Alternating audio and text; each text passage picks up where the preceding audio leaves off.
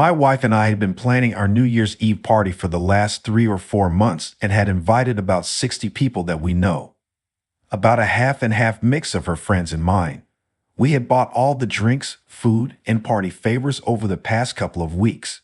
Many women from my wife's office accepted, the people that she worked with closely. The suggested dress code on the invitation was suits or coats and ties for the men and dresses and heels for the ladies.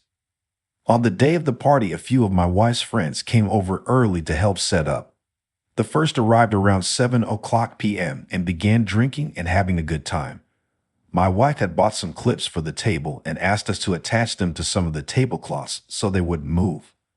We did, but I had to get on the floor to attach them from underneath the table.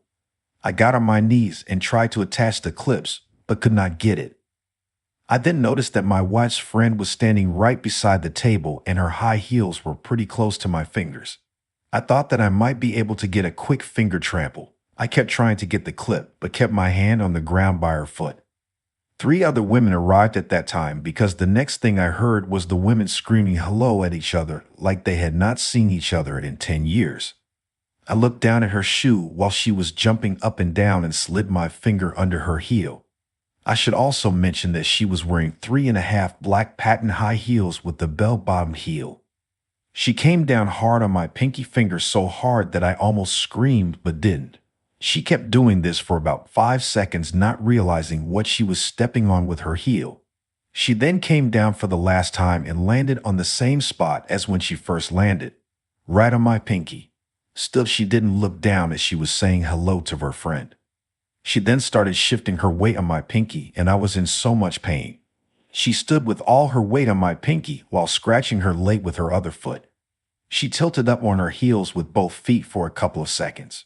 She brought her other foot close to the one stepping on my pinky, but not stepping on my hand, and all this time her heel was squashing my pinky. She finally noticed my hand under her heel and looked down at what she was doing and got off and screamed, "Oh my God.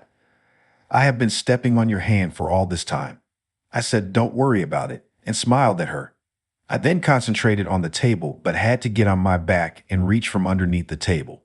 She then bent down and placed her hand on my stomach and asked if she could help. My wife then came in and saw me laying on the floor under the table and stepped up onto my stomach with her high heels and told the ladies that this is where man belongs, under the foot of a woman. I could not believe this in front of her friends. The other 2 started to get closer to me and looked very interested. I remember looking at the clock, and it was about 7:45 p.m. My wife, still standing on me, knew how much I liked it and asked her girlfriends to join her atop Mount Caddy.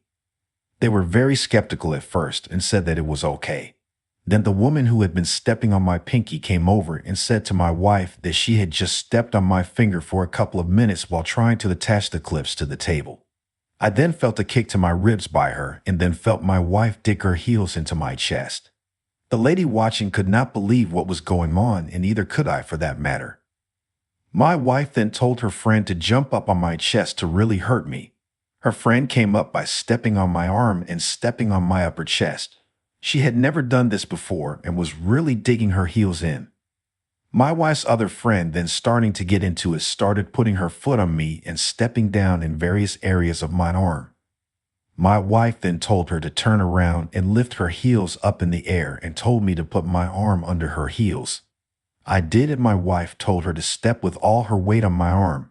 My palms were facing up, and she was coming down just above my wrists. It hurt like hell, and I started to move.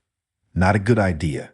My wife jumped off and put her heels on my elbow area and began crushing it into the ground. Her other friend then put her on heel tip on my upper bicep and pushed all her weight onto it. I have blood marks this morning from that. Next, everything moved to the middle of the living room floor, and my wife tied me down. Though I could have gotten out of it easily, I was still laying on my back at this point. They took turns walking over me until about 9:30 p.m. when the doorbell rang and the first guests started arriving. They untied me quickly and told me to get cleaned up upstairs. I went upstairs, changed my shirt, and relieved my little general.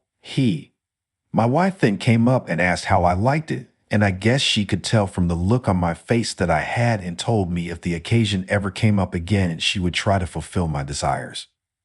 I came down to the main level of our house at around 10 o'clock p.m. and was sore all over. There were a number of couples now in the house, and I had noticed that one table clip had not been attached yet.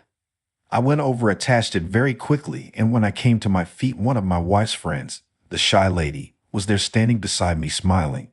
She whispered in my ear that if I ever wanted her to come over and walk on me, that she would. With that, she placed her spike-heeled tip on my foot, pivoted, and walked away. That one really hurt. I did not see my wife's other friend until about 11 o'clock p.m. She looked at me, smiled, and walked away.